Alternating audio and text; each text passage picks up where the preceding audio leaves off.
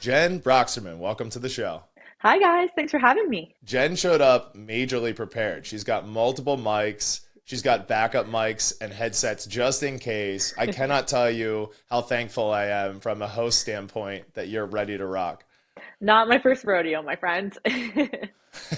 So you said you love going on podcasts and you've been doing it quite a bit recently. How long would you say you've been going on to other people's podcasts? I think this might be around episode 50 or 60 at this point. So it's only been in the last 3 years that I've really embraced almost this idea of like public speaking online and just getting nutrition counseling out there to more people in a fun and gamified way. And I was like, well, if it's such a success privately, I shouldn't hoard this knowledge. I should just start sharing it freely. And that kind of kicked off podcasts.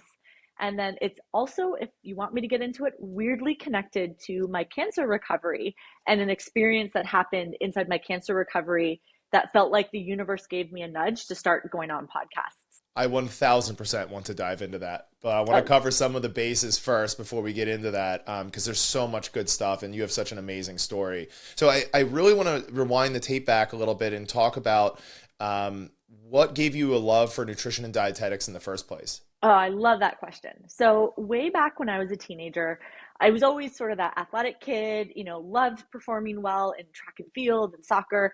And so that's when I very primitively started looking at like, if I eat well, that's going to support all the hard work I've put into training. And then there was this inflection point right around when I was 16 years old, and it actually happened on Canadian Thanksgiving and forever changed my family. So, my father had a very serious heart attack. It's actually called the Widow's Maker, where he collapsed on the ice playing hockey. His friends rushed him to the emergency room because they couldn't wait for the ambulance to arrive. And we basically got the phone call of, you need to come to the hospital today. And basically, it was the call of, like, come say goodbye to your dad. He's not going to make it. Now, the story actually has a happy ending, and my dad did pull through. And I don't know why my 16-year-old brain thought of this, but it was like, if my dad makes it and comes home, what can I do? What's in my little 16-year-old sense of control that I can help him survive? And instantly I thought about food. And I was like, what can I do in my home environment to get more vegetables, healthy protein?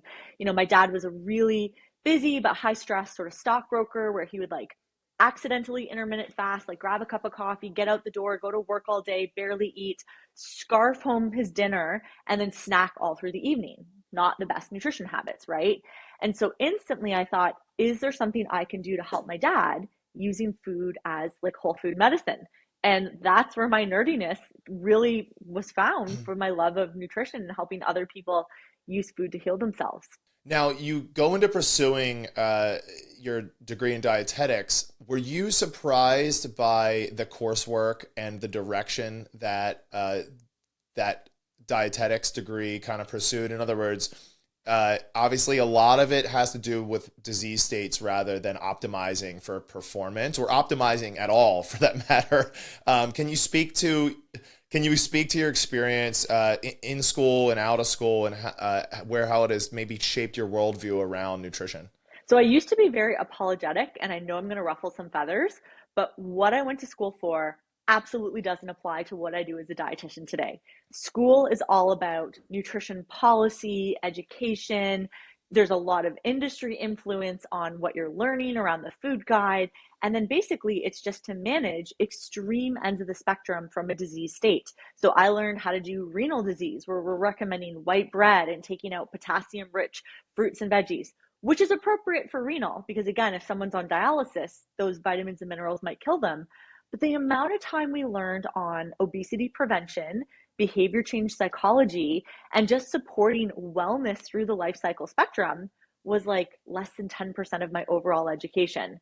And so that kicked off me just starting to follow my own passion of how do I help upstream? How do I help before people have prediabetes, type 2 diabetes, the heart attacks, the cancers that start to form, and using food as this form of medicine and self-care. And so that's where I got into mindset certifications, behavior change psychology. And then ultimately it led me to creating my own certification for everything I wish I would have been taught when I was a student. So not to hate on the dietetics industry, but most registered dietitians are not trained in wellness. They're trained in disease management. Still an important sector of the population, but doesn't really meet the needs of the larger parts of society where we have much bigger problems going on with people's relationships with food.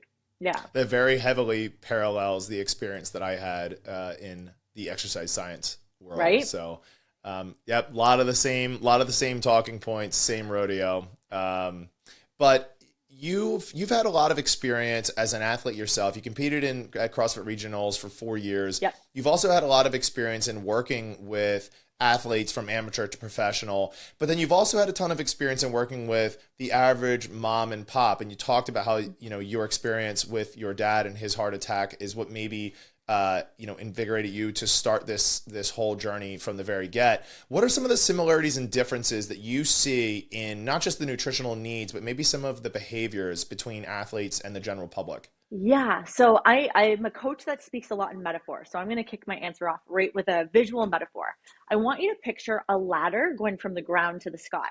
A really good coach can pick out where the person is along their journey up that ladder. Just like an exercise coach can pick out, are they a complete novice in how they move their body and they just need to learn the mechanics of a good body weight air squat, or are they already snatching with load, with precision, and we're not just going to start them with body weight air squats because that's an insult to their level and ability. So in nutrition coaching, just like exercise coaching, there are the fundamental basics, whether you're a professional NHL hockey player to a mom and pop stressed out and nibbling food off your kid's plate. And that is, are we meeting our body's needs for like getting enough vegetables, eating lean protein, drinking enough water, getting ourselves to bed on time? I often call it the habit before the habit is, can you choose a small bite-sized goal and then show up regularly with consistency and prove to yourself you have follow through. Follow through is the habit before any of the other habits. And it doesn't really matter what habit you start with, you just have to pick something and prove that you can break it down into your ability level and then practice that with consistency. And so on that ladder, I've got beginners who are eating out 3 meals a day. They barely drink water, sugar-filled beverages and caffeinated beverages and alcohol are kind of like what they sustain themselves on. And then a lot of ultra processed foods, to the super elite nutrition clients that are eating whole foods, making everything from scratch themselves, learn to regulate their hunger and fullness cues. And then I have every other human somewhere in between those extremes. And I think a good coach can see the ladder, spot what rung your client is on, and just help them assign homework and action and practices that are one or two rungs above where they currently are. But you can't give a beginner rung 80, and you don't want to give someone who's on rung 80 habit number 14. So I really, in my mind's eye, assessment is a really important piece of coaching at different abilities and levels. I think like any good exercise coach would agree. Now, I know you've spent some time writing for Precision Nutrition, and I've Mm-hmm. put a number of my coaches, including myself, through that program, and we absolutely loved it. But one of the framings that your demonstration and metaphor reminded me of is how they break things down by levels.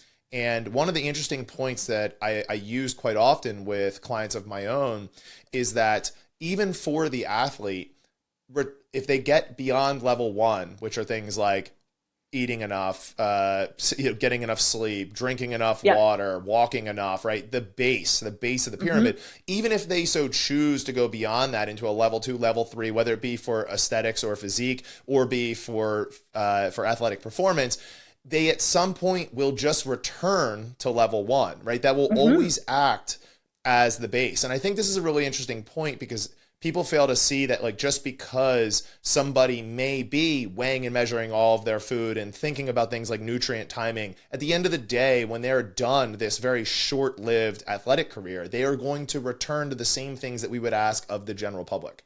I'm so glad you mentioned that because that is completely true for food and for exercise. So if I think to my CrossFit regional years where I am doing 2 a day workouts, doing really high skill gymnastics at high volume, multiple ring muscle ups in a row, I'm now approaching 40. And guess what? I've taken it back a level to the basics where I lift those compound heavy movements. I get sweaty and out of breath, but maybe I don't do quite as much ballistic gymnastic loading because the basics will work forever. And so, on the food perspective, you can get really technical and weigh and measure and, like you said, nutrient time and think about all those complex factors. But then you throw kids into the mix, or a demanding job or secondary job, or a busy time growing a company, or just a stressful time in life, aging parents, whatever it might be. You can always drop back to the level one basics, and they are good enough. And it's not, I think sometimes people label nutrition as like you're only allowed to continue up. But in fact, coming down a few rungs on the ladder and just doing the basics well and consistently, you're winning at life. Like that is truly good enough.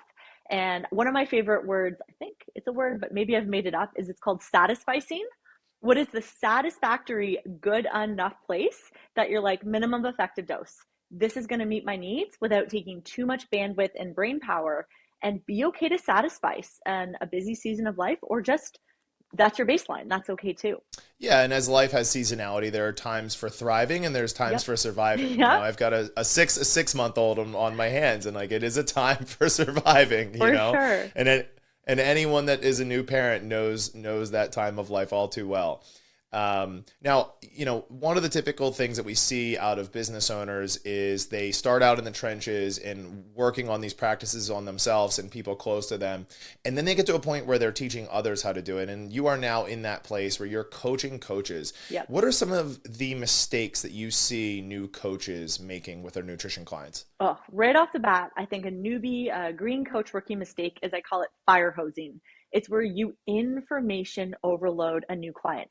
And I really reflected and thought about like, why do new coaches do that? And I'm going to raise my hand. I was a coach that used to do that.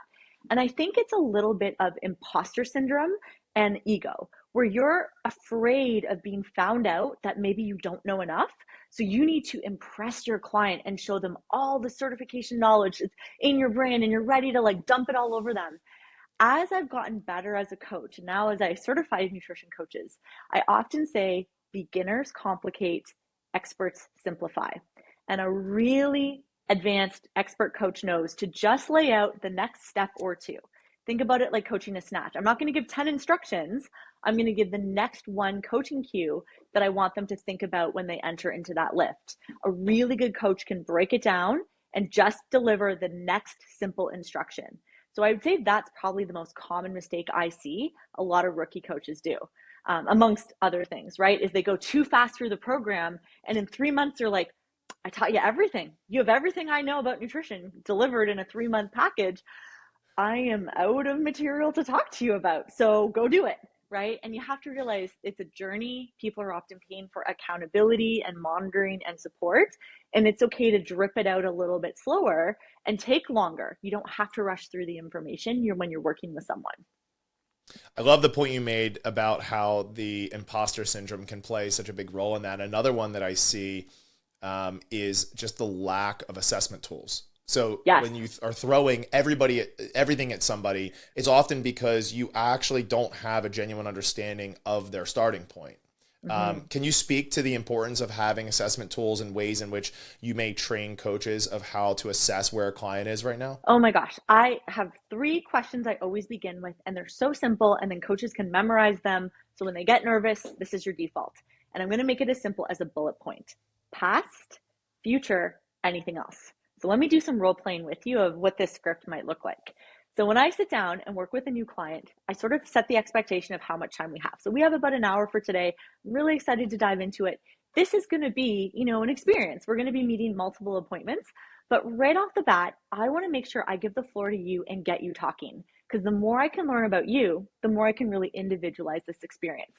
So right off the jump, I just want to know kind of three key things. First, let's start with your past. What are the main things you think are most important for me to know more about you, especially around your exercise, your relationship with food and dieting history, any big life events that you've been through or are currently experiencing? Fill me in. So those are powerful words. Fill me in. And I just say, like, kick it off with your past. And then notice how I'm asking and inviting more personal information. And what's so amazing about starting with the past is they're going to tell you what's relevant. So I used to have the clipboard approach. Do you drink alcohol? Who do you live with? Do you like to cook? Da, da, da, da, da. It was like a bad job interview. I basically just peppered them with questions, one after another after another. And I'm like, look at me assessing. I'm being so client centered. No, I overwhelmed them. So when I dialed it back to one question of fill me in on your past, exercise, food, life events, other big things you think are important for me to know to get to know you better? And I just close my mouth and I listen. People will open up like books and go into their story. People have told me about their disordered eating. People have told me about abusive relationships. People have told me about miscarriages that caused them to go into a depression and stress eat for a year. I don't have a clipboard question to ask if you've miscarried 3 times in the last year and how that's showing up in your food. But if I ask you to go into your past, you're going to open those details. Yeah, one of the things that a lot you see a lot of physical therapists and coaches harp on is this biopsychosocial model, and that's great, and it can absolutely be amazing in its utility. But in order to be able to actually fill out a few of those sections, being the psychological and the social aspects, like you have to get to know your client on a deeper level, and you're not going to get there by the way of just spewing information at them. Nope. So what's so nice about the past is there's this natural break where they're like, I kind of think I told you the things I want to share. So then it leads to the transition question of, cool, now let's jump ahead 6 months to a year. Where would you love to see yourself? What's going to make this a really successful experience for you? And how can I support you in getting there? And I'm going to quiz you. I want to see if you picked up something I omitted on purpose. There was a word I didn't ask that a lot of new coaches ask. So I'm like, where do you want to see yourself 6 months to a year? What do you envision? What kind of support do you need from me? What's going to make this a win? What's going to make this a real success? Do you notice the word I didn't ask? It's goals. You got it. Why do you think I didn't say, and I teach this in our certification, why don't I say, what are your goals? In my estimation, it's because people are actually really bad at defining their goals when they're first getting started. Yeah, and you'll get basic one-word answers that don't give you the depth of that human. I want to lose weight. I want to put on muscle. I want to have, right? You'll get these very short, simple things. But when I say, where would you love to see yourself? What's going to make this a huge, successful win for you? And how do you need me to support you in getting there? Then they paint me a picture. I'm a mom that's just delivered a baby 9 months ago, but I'm still feeling, uncomfortable in my clothes. I want to make sure that I'm introducing my child to food in a way that they have a healthy relationship, because I told you I dieted through college and had bulimia for a while, right? They might give those details. And so I just want to be in a healthy place with my own clothes, with my own relationship with food. I've got this little one. And what would be really helpful? Family-friendly meal, so I don't feel like a short order cook where I'm taking care of myself, but my family gets to come along for this journey. So when I ask a question like that, those are the types of rich answers I get. But when I say, okay, let's look ahead, what are your goals? I'm going to get weight loss. And then what do I have to go off of that? That almost doesn't mean anything, because I want to understand, well, what does weight loss mean to you? That's really interesting. Yeah, that's an important framing, and anything you can do to get the client to talk more and think more themselves, the better the answer you're going to get. 100%. And then that leads us to our third and final opening question for assessment. Is there anything else? Is there anything else around the past or anything else looking ahead that maybe I missed? So for example, if you've got a Disney cruise coming up and that's going to impact the work we're doing together with your nutrition, I should probably know that. Or maybe you're an accountant and your busy season of work is coming up. Or you've got a kitchen reno where you're going to be without, kitchen counters for 4 weeks. So yeah, is there anything else we missed? And why I like the anything else is it's a good catch-all, especially for people that need a little bit of time warming up and building that rapport. It gives them a second chance to come around and reveal something more personal, more private that they want the coach to be let in on. Or it could just be situational where there's something coming up in their life that's going to impact their ability to follow through with consistency.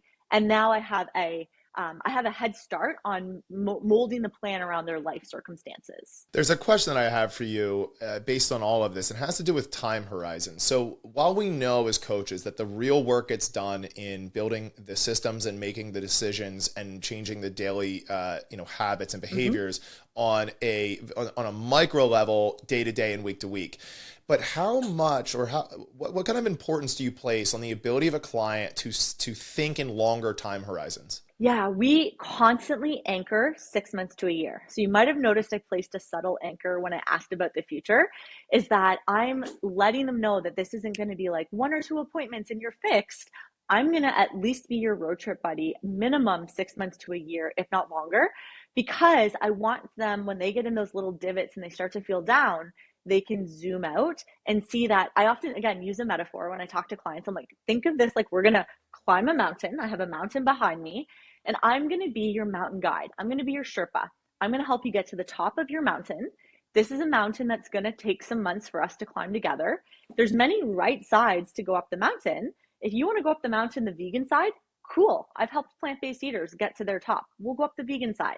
You want to go up doing some intermittent fasting? Cool. We can do that too. You want to try that where it's extreme juice fasting? That side's a little more treacherous and tends to cause people to slip back down in a rock slide. Can I suggest that maybe we try a path I know that's a little more, worn and true and easy to get to the top? But of course, I'll take your feedback if you want to make a detour and go up a different side. So that time horizon is I anchor it to the metaphor of a mountain, and I have them define their peak of the mountain. So I know where it is we're trying to plant our flag, and we're going to march up that mountain together. And so when they picture it like a journey where they have a guide, they know that there's many right ways, they know that that mountain's not going to be a 1 hour appointment, and they're there.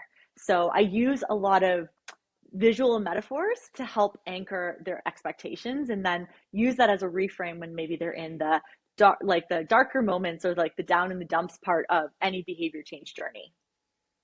Yeah, absolutely. I mean, I absolutely love that metaphor of using the mountain, and then also kind of including apathy in there. That's something that I tell people all the time, is like, there's going to be moments where you're tired of this, or you feel like it's not working, or you're frustrated by somebody else's success and results.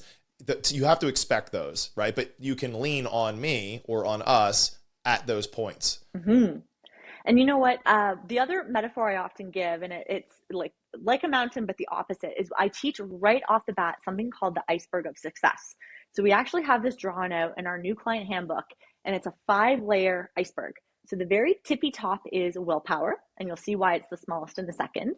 Right below that is knowledge. So like what you know about nutrition, the knowledge I'm going to share with you. But really, those are the most insignificant parts of behavior change. And then below the water, as we go deeper, we have our daily, weekly habits, we have our environment, and then the bottom layer is our mindset. So I actually say when people try to change their habits by themselves, they go top down. I just need to learn about this on the internet and use willpower and follow the diet rules. And so they're stuck on this hamster wheel of willpower knowledge, willpower knowledge, willpower knowledge. But as we go deeper, I coach bottom up. We do a lot with mindset, self-talk, resiliency. When the going gets tough, how are you going to show up for yourself? Then we make sure that they build a supportive environment around them. And I actually break environment into 3 levels. It is your physical environment, like fridge, freezer, pantry, time where you spend space. It is your social environment. Who do you surround yourself with? And it's your online environment. What do you look at? What do you listen to? What are you following? Are you following like diet culture crap, or are you following engaging podcasts where you can learn something and then go apply it to your life and get a little bit better? And then, of course, that feeds and supports those good daily, weekly habits. That's amazing. Yeah, I love that framing of the importance of looking at the bulk of the iceberg under the water. And I think, to just throw this in there, like, it's also the part that no one else gets to see. Right. It's all the invisible work. Yeah, it's the work you're doing inside yourself. Yeah. Can you speak more to the importance of mindset? I think this is a term that gets thrown around a lot, but people don't necessarily understand its application in something like changing their behaviors around nutrition. How is mindset so powerful? Oh, good question. Okay, so I want to just drop some of my favorite coach to client bombs. So if you're listening, I want you to take away from this podcast your own self-talk. Put it through a mirror, and we're going to sweep out some cobwebs. So first, we're going to look at some of the self-sabotaging phrases, and really what they are is they're just habits. Let me give some examples of some negative self-talk habits. Screw it, I blew it. Well, today's a write-off, so I might as well, I had donuts in the break room around lunchtime, so dinner's a write-off. I'll start Monday. I'll start after the holidays. I'll start once work settles down. So this delay to the future / screw it, those are just bad self-talk habits. They're just a pattern that you notice that comes up, and then you act on it in a certain predictable way. But here's another one that's really subtle and slippery. I deserve it. So many people justify, I deserve it. Like, I've been going to the gym, I've been working hard, I've had a long day at work, I deserve that glass of wine, I deserve the takeout dinner. No, you deserve to be fit and healthy. You deserve to be rewarded for all your hard work with fitness, with food, with sleep, with self-care. You deserve to have abundant energy. So yeah, you do deserve something, but let's not reward ourselves through food or through alcohol. Do you just need a weekend away from screens? Do you need a little vacation? Do you need an extra hour or two of sleep? Do you need someone to, babysit the 6-month-old and go on date night? What do you deserve without self-soothing with food? So those are some of the subtle, not so good mindsets. But we can also do the flip side of the coin. Yeah, jump in. I saw you were going to say Yeah, something. really quick. Yeah, really quickly. I was just thinking about how the irony of that moment when you're saying I deserve X or I deserve Y is how we know dopamine behaves in the body. In Mm-hmm. other words, you feel deserving of that thing until you actually have it, and then you no longer feel deserving. You feel like crap, right? Right. It's when once we get it, it's over, right? Yeah. Right? Like the honeymoon phase is over with, and now we're kicking ourselves for having it. Exactly. So then what I always kind of give this Canadian example, and we always learn this when we're driving as teenagers. Look where you want to go. So if you hit a patch of black ice and you stare at a telephone pole, your car's crashing into that telephone pole. So on our journey of better self-care and nutrition, what so much of diet culture does is it talks about what not to do. Don't drink, don't do sugar, da, da, da, da, and it's no, no, no. No-based coaching isn't actually that effective. So what is? We call it approach-based coaching. What do you want to drive your car towards, not what do you want to sideswipe and avoid. So the flip side of mindset, what are the self-talk phrases? How do you want to show up in those hard moments? Is one of my favorite phrases is do the best you can where you are with what you have. Okay, you're at an airport, your flight just got delayed, you've been stuck with bags for 6 hours and a crying newborn. What's the best you can do where you are with what you have for food and exercise in the reality of that moment? Another one of my favorite phrases is better, forward is forward. And it helps people find the small rungs, the small wins up their personal ladder. So we're just kind of looking at not only the self-sabotaging phrases, and then my other favorite one, I have this framed in a room in our counseling office, is we just have the 3 words, be curious, be kind, be honest. And so it's starting off with not a judgmental bully voice, but just get really curious. I'm noticing this pattern. Okay, it's just a pattern. It's evidence telling us information. I'm not failing, but I have to pay attention to the feedback that I'm getting. When I go to work and I don't pack a lunch, I can't stop, snacking on Sally's break room baked treats because Sally brings them in every Friday. Right. It's really important I pack food because otherwise I'm super tempted or whatever the case might be. So we're noticing and we're naming with curiosity. We're examining it with kindness. So a little page out of Brene Brown, shame does not support behavior change. So we have to put shame down because it never inspires someone to be better. It actually sets off more of a shame spiral where we do more of the bad behavior than bury our head in the sand and feel awful. And then we promise a better future with willpower, but it doesn't come to fruition. But then we need honesty. We need to be honest with ourselves, with kindness, what's working, what's not working. And then we get to work inside that environment and our good habits of like what needs some nurturing, what needs some tending to, so we can strengthen our environment to support ourselves. Now, here's a question for you. So you mentioned the importance of the social environment. What do you do for recommendations for clients that you know are in a suboptimal environment where a lot of this negative self-talk is present around them every single day? Well, I never believe in playing the victim, especially post-cancer, like no pity parties, no, I'm so sorry for you. Your, home environment isn't the most supportive. You always have agency to find like-minded people. Is it that you need to join a gym where the behavior you want is normalized? Do you want to ask your neighbor to be your walking buddy every Saturday or Sunday? There are so many positive online health groups that you can connect with anyone in the world if you have an internet connection and, go find like-minded people to lift you up. You can talk to your dog and take your dog out for a walk. So it's always a matter of just where can you find people behaving and thinking and speaking in the way you want, and go hang out with those people. And it might mean you have to maybe not necessarily cut off, but reduce your exposure to the people in your life that maybe are those naysayers or those negative forces. That's a great answer. Now, you've spoken about your diagnosis with cancer now multiple times from like a before and after framing. that experience of getting diagnosed with cancer at a very young age and being Yeah. told that you basically need to get your will and estates in order over the Yeah. next 6 months, you're not going to make it out of this thing. How did that reshape your mindset and your worldview? Oh, I'm gonna get emotional with this question because obviously it's the biggest thing I've ever had to overcome in my life. So a week after I turned 34, I was like at my prime with CrossFit, competing at regionals, lean, fit, strong, a dietitian who eats well. You get the worst news of your life, which is you have cancer. There's not a lot of time. It's really bad. And so I actually did a mindset exercise the night before my surgery. Backtrack a little bit. It would have been about 5 years of feeling off and just no one would believe me. I felt like I was losing my mind because I was made to feel like a hypocrite, but I knew my body and something was off. And when push came to shove, I ultimately found the piece of paperwork that would have spared me a lot of body parts. When I was 29, I had an abnormal pap result, as some females do. I did all the proper follow up testing. No one read the report. And so it said negative for cervical cancer, cancer cells detected, need to rule out uterine or ovarian cancer. And 5 years later, I had advanced stage 3 ovarian cancer. So I had a strong genetic family history that I also didn't know about. My relatives just said they had a woman's cancer but wouldn't openly talk about it. So for years, I was trying to say, like, something feels off, but I don't know what. And because that report was missed, it really caused things to be much more advanced. So that's kind of the backstory of like, how did a young 34-year-old end up with like cancer if she says she eats so well and does all these things?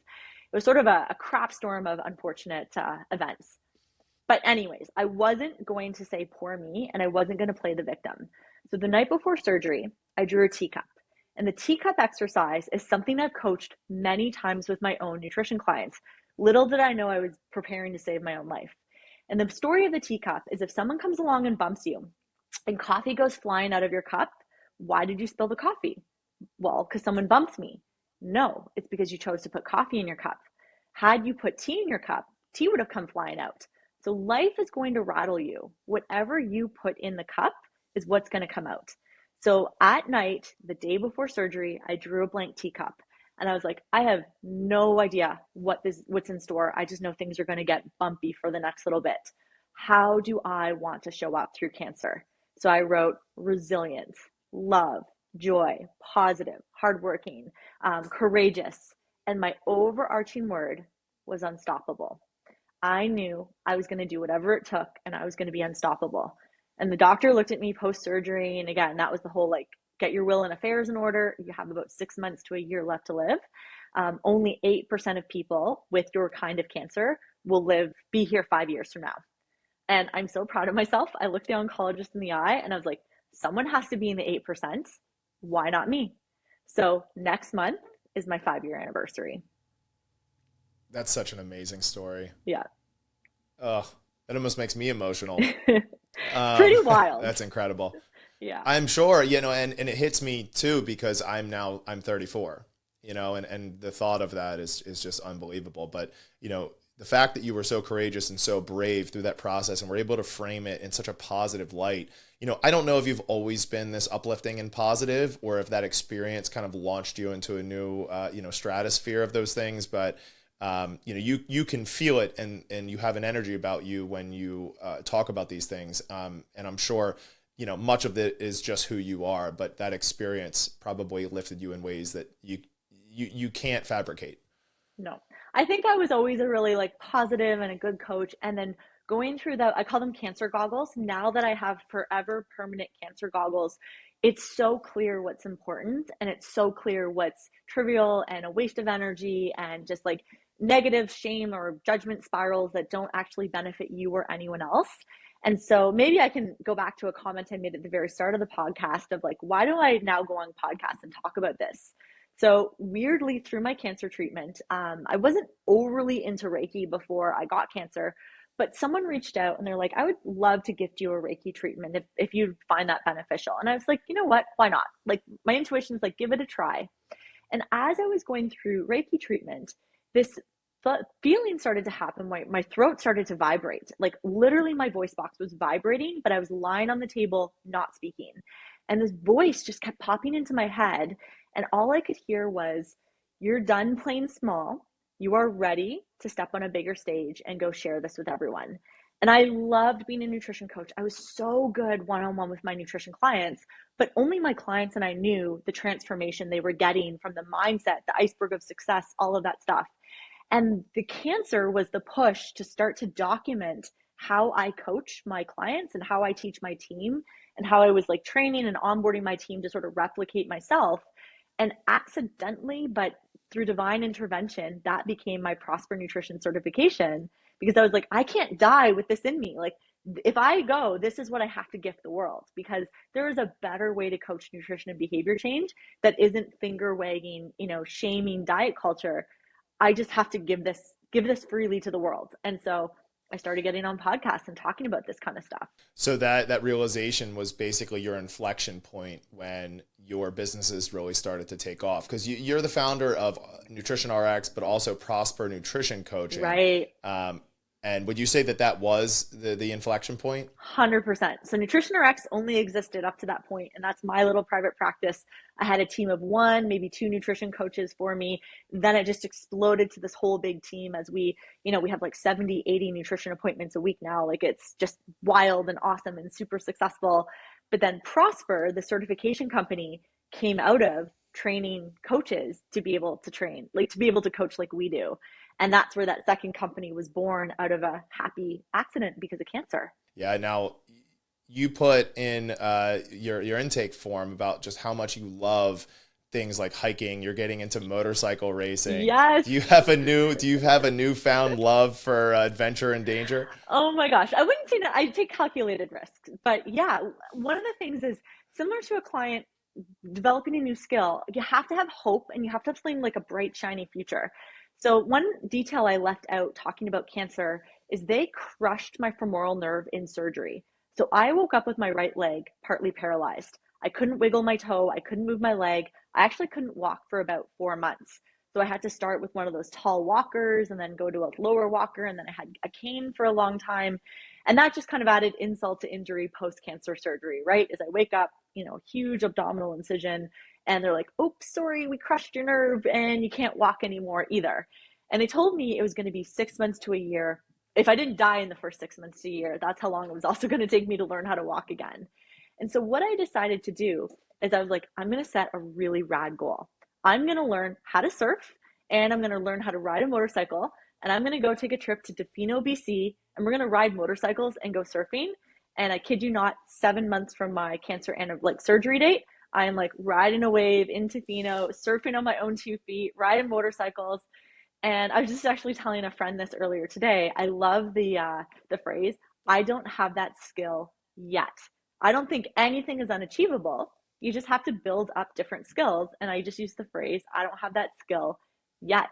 And then I go figure out where I can learn that skill. I mean, it's such a great way to go about moving forward in life, because it just puts you in the driver's seat of recognizing that you can problem solve your way through just about anything. And if it's something that you really want to achieve, the skill sets are available, right? And the fact that anybody has learned them should be evidence that you can learn them. 100%. Now, what are some of your favorite hikes that you've gone on over the last couple of years? Oh my gosh. So we like to do the more remote and weird and less people, the better. So we've done the West Coast Trail, which is up Vancouver Island, where you're climbing the ladders and you are out there. If you fall off a cliff, you are a couple days away from a first aid helicopter, lift back, which is great. We've also done the East Coast of Canada, which is the rugged part of Newfoundland. In that first year, I also went and decided to hike the Alps. So I hiked Mont Blanc on the Swiss, the French, and the Italian side. That was so cool. And we actually just booked to go hike the Dolomites next summer. And I'm trying to think, anywhere I can. If you drop me off anywhere in the woods, anywhere in the world, I'm like, let's put on my hiking shoes and let's just go. I have some entrepreneur friends in Scottsdale, Arizona. So hiking Camelback Mountain and, some of those really cool desert hikes are really fun too. But I will never take walking for granted ever again. And every morning I wake up and the first thought I have is yay, I get another day. I'm so lucky. And even just I stop and am appreciative when I'm out walking my dog that I still have my ability to walk, or I got my ability to walk back. So the basic things that we're so lucky to have, when you lose them, you're so grateful to have them come back. I can only imagine. Well, one of the questions I want to ask and wrap up with you is, I find it interesting when experts talk about their own experiences with whatever it is that they're experts in. So for instance, what do your nutrition habits look like, and how does nutrition now serve you, being removed to some degree from athletics, but also clearly still performance based in some ways? How does he, like, do you have a nutrition coach, or do you write all of your own nutrition? Yeah, so I don't actively have a coach at this time, but I have had different, physical activity coaches and nutrition coaches in my past. Truly, I walk the talk of what I teach my own clients. So, simplicity first and foremost. I follow the healthy plate where it's like a whole handful of veggie, 2 to 3 meals of the day, a big palm-sized piece of protein, ideally those nature carbohydrates, right? Brown rice and sweet potatoes and, things like that. Treats in moderation. So to me, nothing is off limits. I just reflect on, the quality, the quantity, and goals. So is this a high quality food? Is this the right portion size or quantity? Really recognizing my appetite cues for hunger and fullness. And does this move me towards the direction of my goals? I'm a huge believer in having your environment set you up for success. So if you were to open my fridge, you'd see a veggie bucket, front and center with chopped up, ready to go vegetables. If you pulled open my freezer drawer, I have healthy homemade, meals put aside so I can easily have them for lunches. I go to the gym, every morning. I walk my dog and go hiking constantly. So I just do the basics really, really well. And I don't make it more complicated than that. Because for me, if I'm going to be really real and vulnerable, that time around my dad's heart attack, I did struggle with disordered eating. I did take food as many dietitians, that's like, the joke as old as time. But that was a time that I didn't have a lot of control over my dad's well-being. So food was something I really used to control, something I could control at that time. So I've learned that if I get too rigid with weighing and measuring and tracking, it can sometimes pull me off that cliff.